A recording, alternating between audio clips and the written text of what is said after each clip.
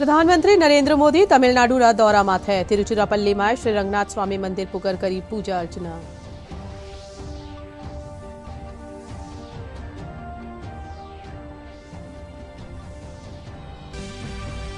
श्री रामलला प्राण प्रतिष्ठा महोत्सव ने ले प्रदेश भर में भी हो रहा है विभिन्न धार्मिक आयोजन। जयपुर अल्बर्ट हॉल माथे श्री राम मंदिर भव्य स्वरूप बनाई जा रही है प्रतिकृति।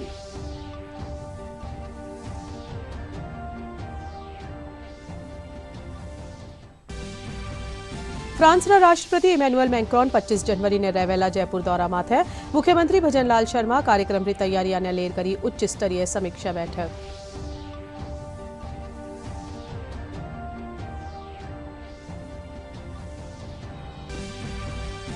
जयपुर में आज सु 5 दिनारा एजुकेशन समिट हुई आगाज। समिट में शिक्षा में उभरते नवाचार और बच्चों के समावेशी विकास माथे करी जा रही है चर्चा।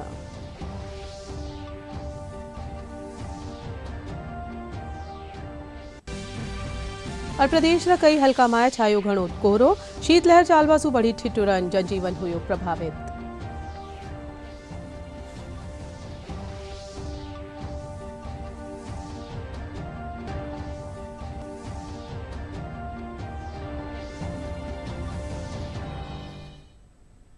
नमस्कार, राजस्थानी समाचार में सगळारू घणो स्वागत।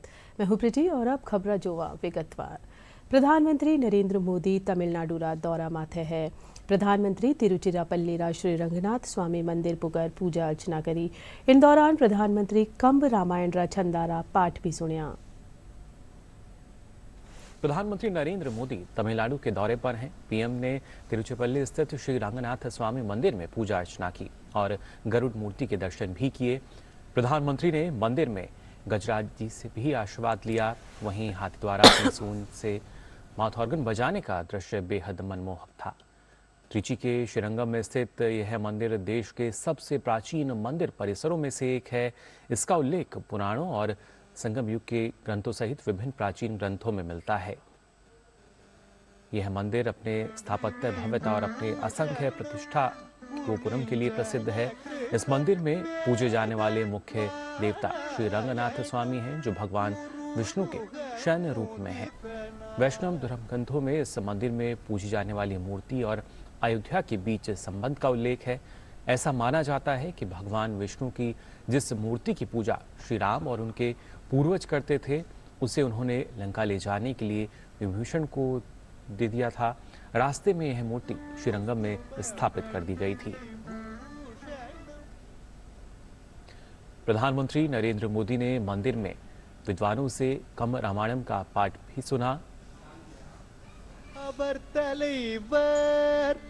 अन्नवर्गे शरणांगले उलगम यावयुम तामुळवाक्कलुम शरणांगले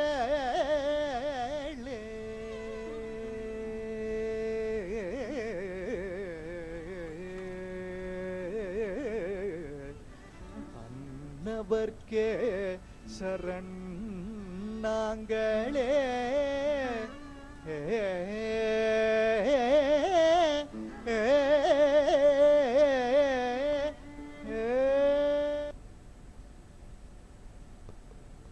और आओ अब नजर डाला अयोध्या माए हो बाला श्री राम लला री मूर्ति री प्राण प्रतिष्ठा ने ले प्रदेश माए हो रिया न्यारा न्यारा आयोजना माथे।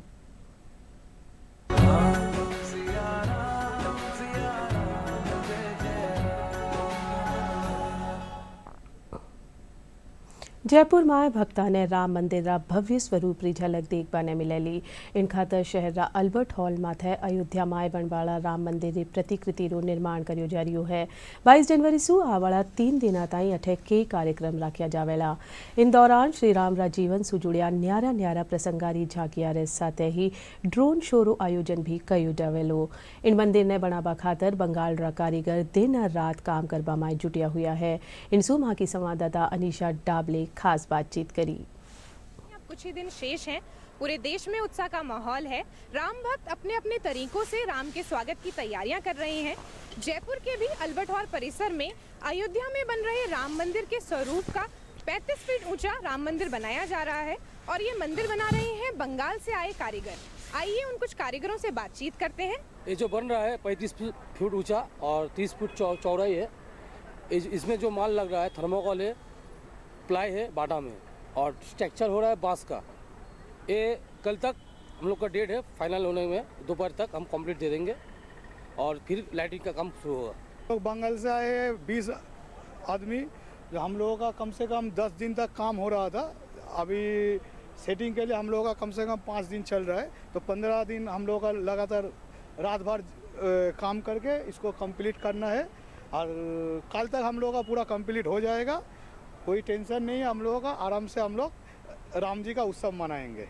जयपुर में राम मंदिर का स्वरूप 150 कारीगरों की मदद से बनाया जा रहा है। इस खास दिन अल्बर्ट हॉल परिसर में करीबन 300 ड्रोन की मदद से हवा में श्री राम का स्वरूप बनाया जाएगा। यह मंदिर की झांकी 3 दिन तक श्रद्धालुओं के लिए रही जाएगी। कैमरा पर्सन राकेश के साथ अर्निशा, डीडी राजस्थान। अयोध्या में 22 जनवरी ने श्री राम लला प्राण प्रतिष्ठा महोत्सव ने ले अजमेर जिला में भी कई धार्मिक आयोजन કર્યા जा रहा है। 18 पुष्कर तीर्थ में बनिया राम मंदिर में आज राम स्नेही पीठ और भक्तजन पूजा अर्चना करी। वठई सैंड आर्टिस्ट अजय रावत भव्य राम मंदिर री रेतीली कलाकृति बनाई है। अजय लाडला 1 महीना सु इन सुंदर कलाकृति ने बनावा में जुटिया हुआ है।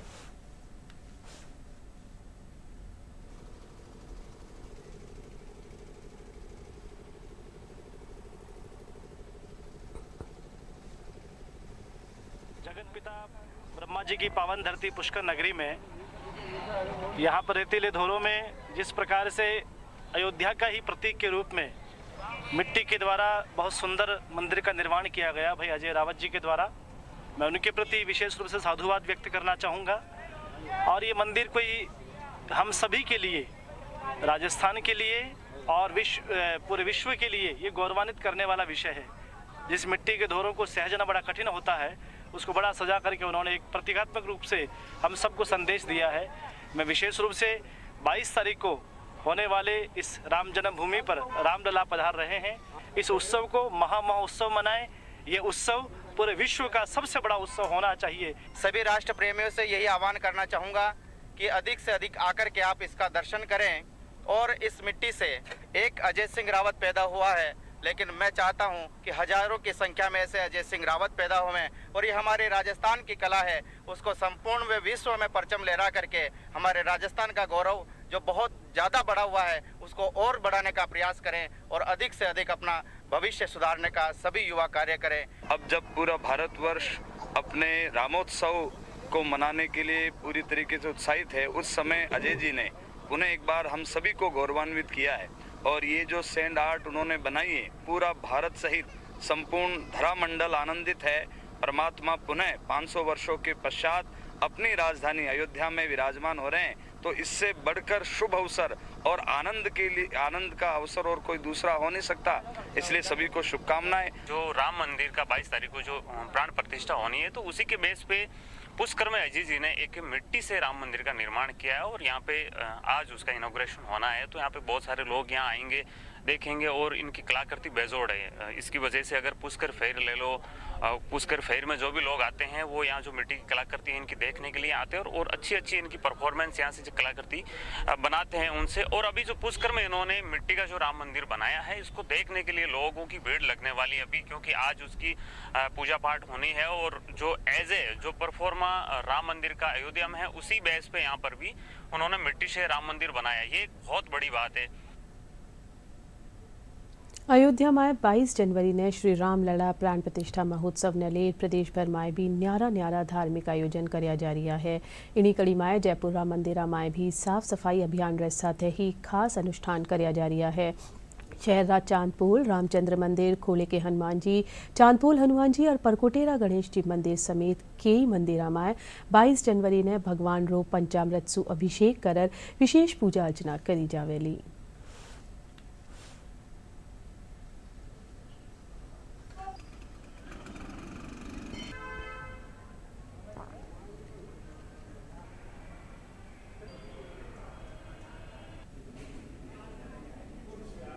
पूरे भारत ही नहीं विश्व भर में 22 जनवरी को हमारे रामलला का जो प्राण प्रतिष्ठा महोत्सव का कार्यक्रम किया जा रहा है, उसी आयोजन में परकोटा गणेश मंदिर में सर्वप्रथम प्रातः गणेश जी महाराज को पंचामृत व औषधि युक्त जल से स्नान कराया जाएगा एवं उसके बाद गणेश जी महाराज को फूल बंगले में विराजमान करके नवीन पोशाक धारण कराई जाएगी एवं गणेश जी महाराज के प्रातः 11 बजे से शाम 6 बजे तक भजनों की प्रस्तुति दी जाएगी एवं शाम 6:15 बजे इसमें 1100 दीपकों से आरती का आयोजन किया जाएगा एवं गणेश जी महाराज को 1008 मोदक व दुर्वा गणपति शीर्ष व गणपति अष्टोत्तर नामावली से अर्पित की जाएगी एवं तत्पश्चात भक्तों में प्रसादी वितरित की जाएगी। 22 तारीख को यहाँ अपने अयोध्या के अंदर श्री राम जी विराज रहे हैं।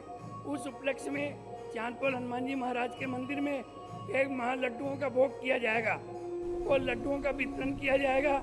विशेष झांकी सजाई जाएगी। विशेष झांकी के साथ यहाँ सुंदरकांड वगैरह पाठ भी होंगे। अयोध्या में श्री रामलला की प्राण प्रतिष्ठा के उपलक्ष्य में उत्सव मनाया जाएगा। यहाँ जन्मोत्सव और सालगिरह और दीपमाली का उत्सव मनाया जाएगा।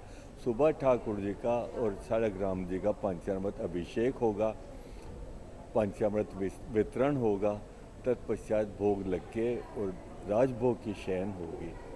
सायंकाल 5 बजे से ठाकुर जी के महाआरती का आयोजन है, जिसमें 101 बालिकाएं सज-धज के महाआरती करेगी। विशिष्ट लोग महाआरती करेंगे। तत्पश्चात नृत्य नाटिका है, जिसमें कि ठाकुर जी को प्रणाम और स्तुति अर्पण की जाएगी। उसके पश्चात भक्त समाज द्वारा बधाई गान, दीपमाली के पदों का गायन और सालगिरह के पदों का गायन होगा और हर आने वाले व्यक्ति को प्रसाद का वितरण किया जाएगा। राम उत्सव के उत्सव में 22 तारीख को प्रातः सुबह मॉर्निंग 4 बजे से 7 बजे तक 1100 किलो घी का अभिषेक किया जाएगा। दोपहर 1 बजे से 5 बजे तक सामूहिक पाठ सुंदरकांड के रखे गए हैं। शाम को महाआरती का आयोजन है 7 बजे और 23 तारीख को मंदिर के बाहर इसी उत्सव में महाप्रसादी का आयोजन किया है। जयपुर के श्री खोले हनुमान मंदिर में हनुमान जी के शिखर पर स्थित सिया राम जी महाराज की का पाठोत्सव तो होता ही है, परंतु उस दिन भी जब राम जी पूरे यहाँ अयोध्या में पधार रहे तो हमने यहाँ कार्यक्रम रखा। नर्मदा आश्रम सेवा समिति की ओर से यह कार्यक्रम रखा गया है।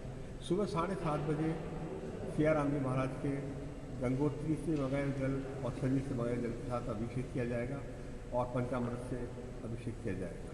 उसके पश्चात नवीनतम गर्म पोशाक धारण करा के सिया राम जी महाराज को 10:30 बजे फूल बंगले की झांकी में बैठाया जाएगा। 11:30 बजे 56 भोग का व्यंजनों का भोग लगाया जाएगा और 12 बजे से लेकर के 2:30 बजे तक सत्संग का और मंत्रों विद्वान पंडितों द्वारा मंत्रोच्चार किया जाएगा। 2:30 बजे महाआरती किया जाएगी और 2:30 बजे से लेकर 6 बजे तक महिला मंडल द्वारा सिया राम जी की बधाई गान और स्तुति की जाएगी। उसके बाद में 7:30 बजे से बाद सामूहिक सुंदरकांड का पाठ किए जाएंगे। ये पूरा कार्यक्रम हमारे खोले हनुमान जी में रहेगा। 1100 दीपकों से हम पूरे मंदिर को सजाएंगे और रंग बिरंगी रोशनी जो की जाती है वो पूरे जयपुर में जैसे होगा, दिल्ली रोड से आकर के फिर पूरे मंदिर तक पूरे रास्ते को रंगीन रोशनी से सजाएगी, जिससे आने वाले दर्शक और भक्तगण उसका आनंद ले सकें। अयोध्याમાં શ્રી રામલલા પ્રાણ પ્રતિષ્ઠા કાર્યક્રમને લઈ પ્રધાનમંત્રી નરેન્દ્ર મોદીના આહવાન માથે પ્રદેશભરમાં મંદિરા में स्वच्छता अभियान चलायो जा रही है। इन्हीं कड़ी में राज्य मंत्री के विश्नोई जोधपुर सूजती गेट स्थित गणेश मंदिर में साफ सफाई करी।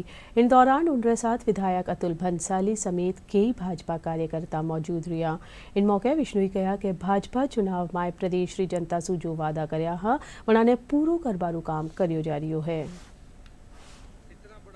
का दिन आ रहा है, पूरे देश के अंदर एक आम जन के अंदर खुशी की लहर है और सभी मंदिरों को पूरे हिंदुस्तान में अलग अलग जगह सभी कार्यकर्ता, आम जन, माताएं बहनें, युवा, बुजुर्ग सब लोग इस दिशा में लगे हुए हैं और जगह जगह जितने भी मंदिर हैं वहां पर जाकर के सफाई अभियान का जो संदेश मोदी जी ने दिया वो पूरे हिंदुस्तान में मोदी जी का अक्षरोक्षर पालन अपन कोरोना काल से देखते आ रहे हैं कि आज पूरा हिंदुस्तान नहीं, विश्व भी पीछे नहीं छूटता है। उसी सिलसिले में अभी जो 22 तारीख का इतना गौरवपूर्ण समय आ रहा है, रामलला आ रहे हैं, ऐसी खुशी का दिन नहीं है, तो हम भी यहाँ पर सभी कार्यकर्ता, ये सभी लोग यहाँ पर आज स्वस्ति गेट गणेश मंदिर में आए। जैसलमेर जिलारा रामगढ़ गांव माय बणवाड़ा आकाशवाणी FM रा 20 किलोवाट ट्रांसमीटर रो प्रधानमंत्री नरेंद्र मोदी वर्चुअल उद्घाटन कर्या। सीमावर्ती लोगों ने FM रेडियो री सुविधा मिल सकेली। उद्घाटन कार्यक्रम में जिलारा जनप्रतिनिधियां समेत BSF अधिकारी अमृत कुमार और आकाशवाणी स्टेशन रा प्रभारी BS यादव समेत कई लोग मौजूद रहे। श्री नरेंद्र मोदी जी ने जैसलमेर के रामगढ़ गांव में 20 किलोवाट ट्रांसमीटर का शिलान्यास वर्चुअल किया। इसके होने से जैसलमेर के जो आसपास का जो क्षेत्र है, जैसलमेर जिला सीमांत जिला है और यहाँ के लोगों को शिक्षा, स्वास्थ्य, सूचना आदि की सही और अच्छी जानकारी मिल सकेगी। यहाँ का जो सांस्कृतिक रूप से जो भी कार्यक्रम होते हैं वो सभी लोग इसे अच्छी तरह से सुन सकेंगे।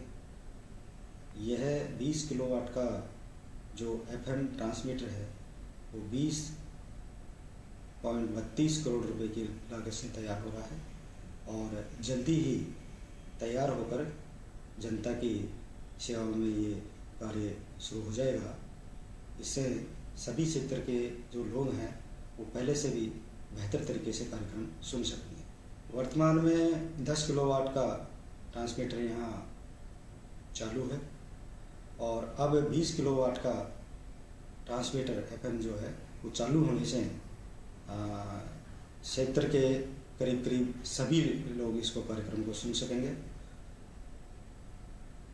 मुख्यमंत्री भजन लाल शर्मा, फ्रांस रा राष्ट्रपति इमैनुअल मैक्रोन रा जयपुर में प्रस्तावित कार्यक्रम री तैयारियां ने लेर उच्च स्तरीय समीक्षा बैठक लीनी।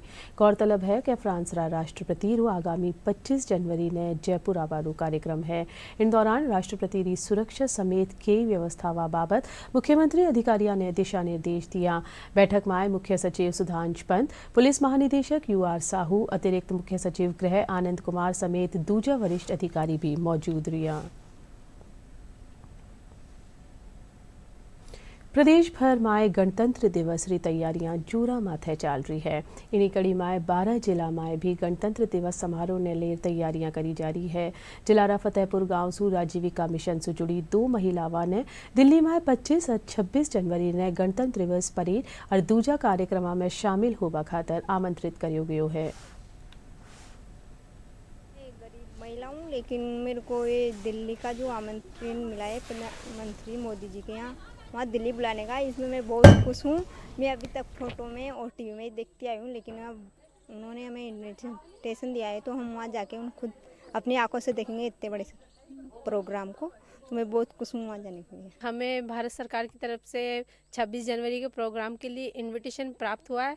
उसके लिए हम बहुत खुश हैं कि भारत सरकार ने हमें मौका दिया कि हम वहाँ जाके जो गरीब महिलाएं हैं, ग्रामीण महिलाएं हैं, जो कभी नहीं सोच सकती थी कि वो दिल्ली जाएं, और उन्हें इतना बड़ा इनविटेशन प्राप्त हुआ है 26 जनवरी की परेड देखने के लिए। 2 दिन का प्रोग्राम है वहाँ पे 25 और 26 का, जिसमें हम वहाँ बैठ के देखेंगे। अभी तक टीवी में देखा, महसूस नहीं किया था कि ये कैसे होता है। अब वहाँ जाके इसको महसूस करेंगे कि अपने भारत में अपनी 26 जनवरी का प्रोग्राम इतने अच्छी तरीके से होता है। वहाँ जाके महसूस करेंगे। बहुत खुशी हो रही है हमें। शेष समाचार एक छोटा सा अंतराल रहा पाछे।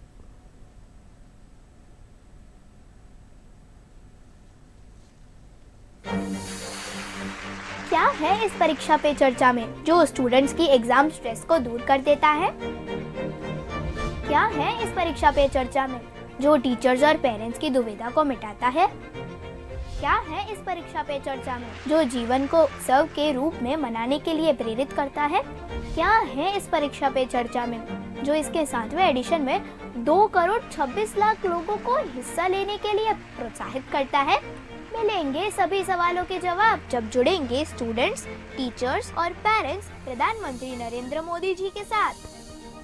परीक्षा पे चर्चा 2024 29 जनवरी सुबह 11 बजे। રાજસ્થાની સમાચારમાં એક વાર ફેર સગળાનું ઘણું સ્વાગત। જયપુરમાં આજસુ 5 દિનારા એજ્યુકેશન સમિટનું 5वां संस्करण शुरू हुयो। 24 जनवरी ताईं चालबा वाला इन समिट में शिक्षा में उभरते नवाचारों और बच्चों के समावेशी विकास इन माथे चर्चा हुई रही है। उद्घाटन सत्र में पद्मश्री श्याम सुंदर पालीवाल प्रतिभागियों साथ अपना अनुभव साझा कर्या। 5 दिन ताईं चालबा वाला इन समिट में करीबन 100 सत्र राख्या जावेला, जिनमें योगा, पर्यावरण संरक्षण, कृषि, साइबर सिक्योरिटी समेत कई विषय माथे विस्तार से विचार विमर्श कर्यो जावेलो। यहाँ से पूरे देश के बच्चों को कैसे हम प्रकृति के लिए, प्राकृतिक आधारित रोजगार के लिए और धरातल पर जुड़ने के लिए बच्चों को प्रेरित कर सके। सिर्फ शिक्षा के क्षेत्र में हम कागजों तक सीमित नहीं रहे और धरातल से जुड़कर लोगों को प्राकृतिक आधारित रोजगार, प्रकृति से जैसे पानी की समस्या है, पर्यावरण की समस्या है, इनको कैसे धरातल से जोड़कर बच्चों को इससे जोड़ें, इस पर चर्चा करने के लिए आया हूँ और मुझे ऐसा लगता है कि इसका बड़ा असर आने वाले समय में दिखेगा। हमें सेशन में बताया गया कि जो फेस हटा देते हैं लोगों का और उसकी जगह दूसरा लगा देते हैं, उसकी वजह से कितने फ्रॉड हो रहे हैं। तो हमें उसमें ये सीखने को मिला कि हम लॉ की मदद से उन लोगों की मदद कर सकते हैं। हम AI के अंदर भी, डेटा प्राइवेसी के अंदर भी जो लोगों का फेस है, जो लोगों की वॉइस है, लोग उसको डुप्लीकेट करके फ्रॉड कर रहे हैं, तो हम उस लॉ की मदद से उनको भी टैकल कर सकते हैं और उनके लिए जस्टिस ला सकते हैं। एजुकेशन समिट में इसके फ़ायदे, नुकसान सब कुछ बताया गया है कि किस तरह से आप अपने हेल्थ को इससे सुधार सकते हैं। अपनी मेंटल पीस के लिए ज़रूरी है, फिज़िकल हेल्थ के लिए ज़रूरी है, जो कि आजकल प्रॉब्लम्स चल रही है, डिप्रेशन, एंजाइटी, इन सब का एक ही इलाज है कि आप योगा से सब दूर कर सकते हैं। और इसमें ऐसा कुछ नहीं है कि आपको अलग से कहीं जाना है, कुछ करना, आप घर पर भी ये सब चीज़ें कर सकते हैं। जयपुर की रहवाली डॉक्टर नैना अग्रवाल प्रदेश की पहली महिला कैंसर सर्जन बन गई हैं। डॉक्टर नैना जयपुर SMS मेडिकल कॉलेज से MCH सर्जिकल ऑन्कोलॉजी में डिग्री हासिल करी है। वहाँ का संवाददाता विकास सोनी डॉक्टर नैना अग्रवाल से खास बातचीत करी। जयपुर के SMS मेडिकल कॉलेज से MCH सर्जिकल ऑन्कोलॉजी में डिग्री हासिल कर प्रदेश की पहली महिला कैंसर सर्जन बनी है डॉक्टर नैना अग्रवाल। इस वक्त डॉक्टर नैना अग्रवाल हमारे साथ में हैं। आइए इन्हीं से बातचीत करते हैं। मैडम, पहले तो आपको बहुत बहुत शुभकामनाएं इस उपलब्धि के लिए। बहुत बहुत शुक्रिया आपका। आपने MCH सर्जिकल ऑन्कोलॉजी को ही क्यों चुना? सर्जरी करते वक्त जब भी एक कैंसर पेशेंट हमारे पास में आता है तो एक हम चाहते हैं कि उसका एक पूर्ण इलाज हो, पूरी तरह। सिर्फ एक कैंसर का 33% इलाज सर्जरी से होता है, 33% कीमो, 33% रेडियोथेरेपी और इन सब को मिला के उसकी हिम्मत। तो ये सब समझाना मैं हमेशा से चाहती थी कि मैं समझा पाऊँ इस पेशेंट को, इसलिए मैंने ये फील्ड चुना। कैंसर का नाम जब भी हम सुनते हैं तो हम घबरा जाते हैं। क्या लगता है आपको, किस तरीके से कैंसर का उपचार किया जाना चाहिए? कैंसर जैसी एक पेशेंट को हम बताते हैं कि हाँ ये रिपोर्ट में कैंसर आया है, एक तरह से उसकी दुनिया ख़त्म हो जाती है। पर पहली सेंटेंस ही ये है कि कैंसर पूरी तरह ठीक हो सकता है, पूरी तरह क्योरेबल है। तो कभी भी हिम्मत नहीं हारनी है फर्स्ट कि अगर सेकंड आप हमेशा जब भी आपको कोई सिम्टम लगे कैंसर का, आपको कभी भी डाउट हो कि कोई गांठ महसूस हो, तो आप फ़ौरन अपने ऑन्कोलॉजिस्ट डॉक्टर को दिखाएं, ताकि अगर नहीं भी होगा तो आप हमेशा निश्चित हो कि आप रात को सो सकते हैं, आप पूरी तरह ठीक हो सकते हैं। सेकंड, पिछले कुछ सालों में भारत में प्रदेश में कैंसर के जो मरीज हैं वो बढ़ते जा रहे हैं। आपने लंबे समय से रिसर्च किया है, डिग्री हासिल की है, तो आप क्या मानते हैं कि कैंसर के मरीज जो बढ़ रहे हैं इनके पीछे मुख्य वजह क्या है? हमारा जो पारंपरिक भोजन है वही हमारी सबसे बड़ी ताकत है। उसको जो हम छोड़ते जा रहे हैं, जो हमारी सबसे बड़ी ताकत है उसको ना छोड़े। हमारा पौष्टिक पारंपरिक जो व्यंजन है उसी का सेवन करें। जो ये धूम्रपान, अल्कोहल, इन सब से दूर रहें। बच्चों को कभी भी अगर आप देखें तो सबसे पहले उनको रोकें। केंद्र सरकार आजकल मोटा अनाज जो प्रेरित कर रही है वो हमारे लिए बहुत ज़्यादा इम्पॉर्टेंट है, उससे हमारी इम्यूनिटी बढ़ती है। तो मोटा अनाज, मिलेट्स, इन सब का उपयोग अपने भोजन में ज़्यादा से ज़्यादा करें। कैंसर से बचा कैसे जाए, किस तरीके से कैंसर नहीं हो, क्या कुछ उपाय किए जाएं इसके लिए? अच्छा खाना पीना, रेगुलर व्यायाम करना, अल्कोहल स्मोकिंग से दूर रहना। सबसे इम्पॉर्टेंट सर्वाइकल कैंसर जो हमारे देश में एक बहुत ही मुख्य कारण है कैंसर का महिलाओं में, 9 से 26 साल की अपने हर जो आप बेटी बहन महिला आपके आसपास है उनको सर्वाइकल कैंसर का वैक्सीन ज़रूर लगवाएं। इससे वो हमेशा उनको सुरक्षा रहेगी सर्वाइकल कैंसर के अगेंस्ट में। और महामारी के टाइम हमेशा अच्छे पैड का इस्तेमाल करें, कभी भी गंदा कपड़ा इस्तेमाल ना करें। आप प्रदेश की पहली महिला कैंसर सर्जन बनी है, आगे का विज़न क्या कुछ रहेगा? आगे मैंने हमेशा से पढ़ाई यहीं रहकर जयपुर में इसलिए की क्योंकि मैं यहीं अपने प्रदेश में अपने शहर में यहाँ के लोगों के लिए काम करना चाहती हूँ। बस यही मेरा सपना था और मैं आगे भी यही करना चाहूँगी। तो ये थी हमारे साथ प्रदेश की पहली महिला कैंसर सर्जन डॉक्टर नैना अग्रवाल, जिनका साफ कहना है कि हमें अपनी दिनचर्या को, हमारे खान पान को सुधारना होगा, तभी हम कैंसर जैसी गंभीर बीमारी से बच सकते हैं। कैमरा पर्सन सुनील कुमार के साथ विकास सोनी, दूरदर्शन समाचार, जयपुर। श्रीगंगानगर में राजस्थान शिक्षक संघ प्रगतिशील रो 2 दिवसीय प्रांतीय सम्मेलन राख्यो जा रह्यो है। इनमें सांसद निहाल चंद मेघवाल भाग लेना। सम्मेलन में 1400 शिक्षक शामिल हो रहा है। सम्मेलन में स्थानांतरण नीति और शिक्षका ने गैर शिक्षण कामासु मुक्त करवा जैसा मुद्दा माथे चर्चा करी जा रही है।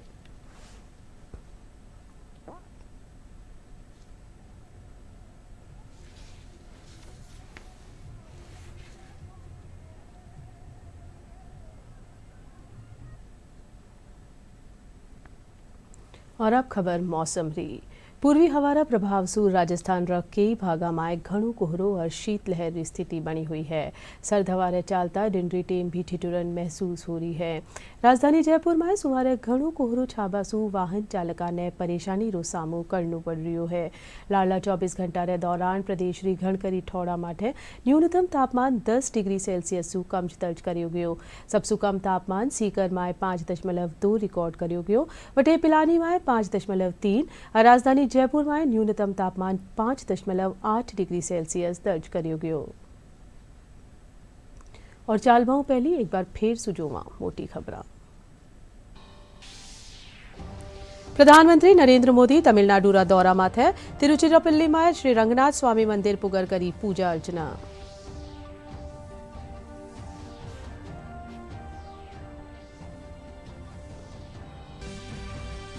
श्री रामलला प्राण प्रतिष्ठा महोत्सव नलेर प्रदेश भर में भी हो रहा है विभिन्न धार्मिक आयोजन। जयपुर अल्बर्ट हॉल माथे श्री राम मंदिर रा भव्य स्वरूप री बनाई जा रही है प्रतिकृति।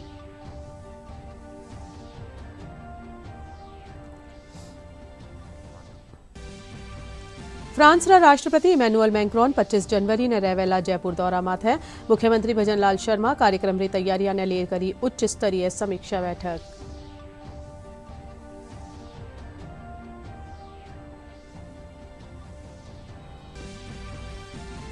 जयपुर में आज सु 5 दिनारा एजुकेशन समिट रो हुयो आगाज। समिट में शिक्षा में उभरते नवाचारों और बच्चों के समावेशी विकास वाथे करी जा रही है चर्चा।